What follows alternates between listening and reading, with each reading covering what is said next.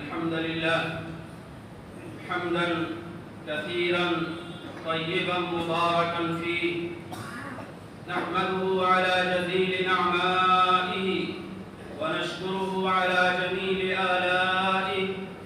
هو الأول والآخر والظاهر والباطن، وهو بكل شيء عليم. وأشهد أن لا إله إلا الله وحده لا شريك له، له الملك وله الحمد، يحيي ويميت وهو على كل شيء قدير. وأشهد أن سيدنا محمدًا عبده ورسوله صلى الله عليه وعلى آله وأصحابه وأزواجه وذرياته وأهل بيته ومن تبعهم بإحسان إلى يوم الدين، أما بعد. فيا أيها الإخوة المؤمنون، أوصيكم ونفسي بتقوى الله عز وجل، لأن الله عز وجل يقول: ولقد وصينا الذين أوتوا الكتاب من قبلكم وإياكم أن اتقوا الله. وأوصيكم ونفسي باغتنام بقية الأيام والليالي من شهر رمضان المبارك، ولا سيما ليلة القدر، ذلك لأن النبي صلى الله عليه وآله وسلم يقول: من قام ليلة القدر إيمانا واحتسابا غفر له ما تقدم من ذنبه. أيها الإخوة المؤمنون، خلق الله عز وجل الأشياء المادية وجعل بعضها فوق بعض، وخلق الله عز وجل المخلوقات وجعل فيها الدرجات، فالأنبياء والرسل والصحابة والأولياء والمؤمنون وعامة الناس لهم درجات وفضيلة. وتوجد هذه الفضيلة وهذه المزية في العبادات والطاعات كالصلوات المفروضة والواجبات والمستحبات والنوافل.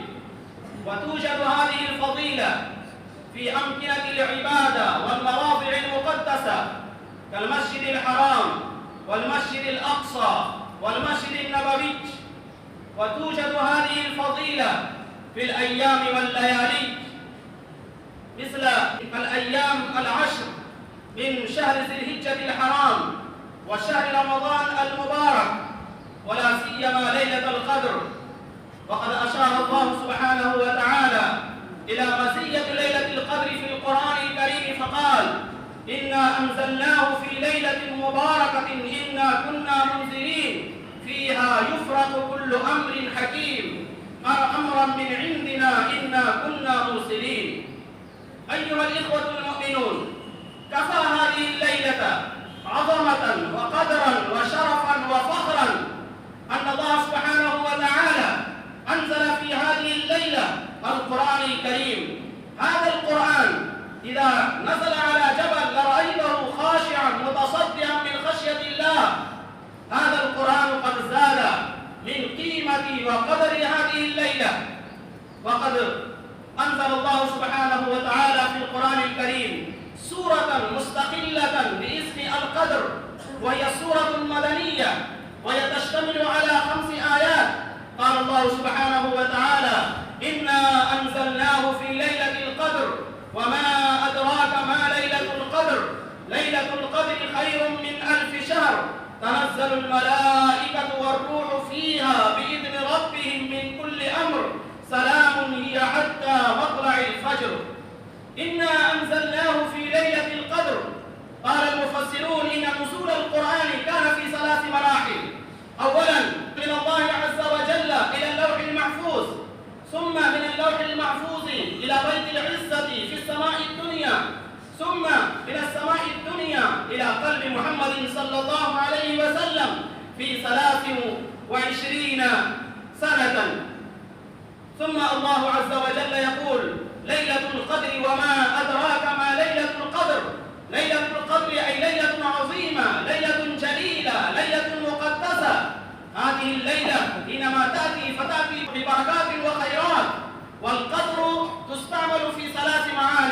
القدر معناه الشرف، القدر معناه العظمة، القدر معناه الفضيلة. معنى ذلك إذا أحيا الإنسان هذه الليلة فهذه الليلة أكسبته المكانة والشرف والعظمة. والقدر معناه القدر أي الحكم والتقدير. معنى ذلك في هذه الليلة تقدر الآجال وتقدر الأعمار وتقدر الأموال وحوادث العام إلى السنة القابلة، ثم تدفع هذه الأشياء إلى الملائكة من إسرافيل وجبريل وميكائيل وإسرائيل. والقدر أيضا بمعناه التضييق. معنى ذلك حينما تأتي هذه الليلة فإن الطرق وإن الشوارع إنها تضيق بالملائكة. الملائكة ينتشرون في كل بقعة من بقاع العالم وينادون إلى بكاء المصلين وإلى خشوع الصائمين وإلى تلاوة التالين وإلى ذكر الذاكرين. هكذا الله عز وجل يجعل هؤلاء الملائكة شهداء على المصلين. ثم الله عز وجل يقول: ليلة القدر خير من 1000 شهر، أي هذه الليلة هي خير وأفضل من 1000 شهر، و1000 شهر 83 سنة.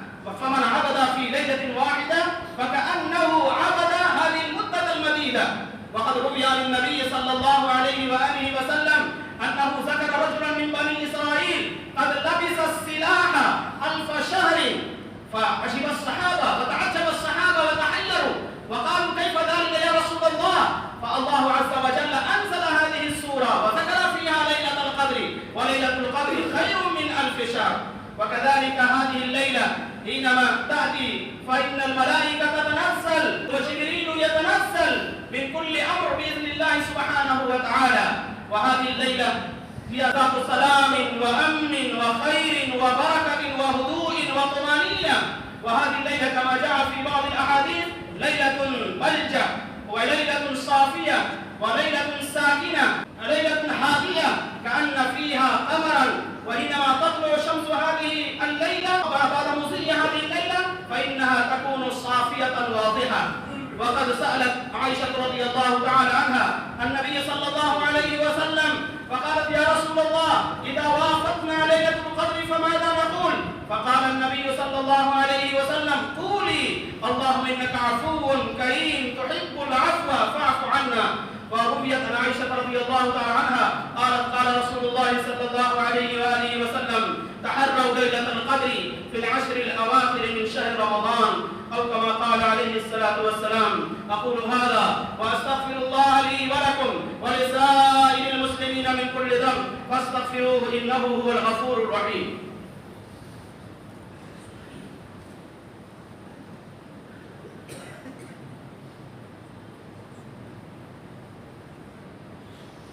الحمد لله نحمده ونستعينه ونستغفره ونؤمن به ونتوكل عليه ونعوذ بالله من شرور أنفسنا ومن سيئات أعمالنا. من يهده الله فلا مضل له ومن يضلله فلا هادي له. ونشهد أن لا إله إلا الله وحده لا شريك له.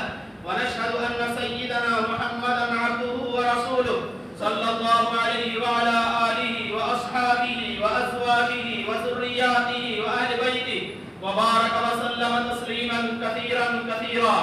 أما بعد، فيا أيها الإخوة المؤمنون، إن الله سبحانه وتعالى أمركم بأمر بدأ فيه بنفسه وثنى بملائكته المسبحة لقدسه وثلث بكم أيها المؤمنون حيث قال مخبرا وآمرا: أعوذ بالله من الشيطان الرجيم. إن الله وملائكته يصلون على النبي يا أيها الذين آمنوا صلوا عليه وسلموا تسليما. اللهم صل على محمد وعلى آل محمد كما صليت على إبراهيم وعلى آل إبراهيم إنك حميد مجيد. اللهم بارك على محمد وعلى آل محمد كما باركت على إبراهيم وعلى آل إبراهيم إنك حميد مجيد. اللهم صل وسلم على سيدنا ونبينا محمد وعلى آله وأصحابه ولا سيما على سيدنا أبي بكر الصديق صاحب رسول الله في الغار، وعلى سيدنا عمر الفاروق قام أساس الكفار، وعلى سيدنا عثمان ذي النورين صاحب الحياء والوقار، وعلى سيدنا علي المرتضى أسد الله الجبار، وعلى سيدي شباب أهل الجنة الحسن والحسين رضي الله تعالى عنهما، وعلى أمهما سيدة النساء فاطمة الزهراء رضي الله تعالى عنها، وعلى عمي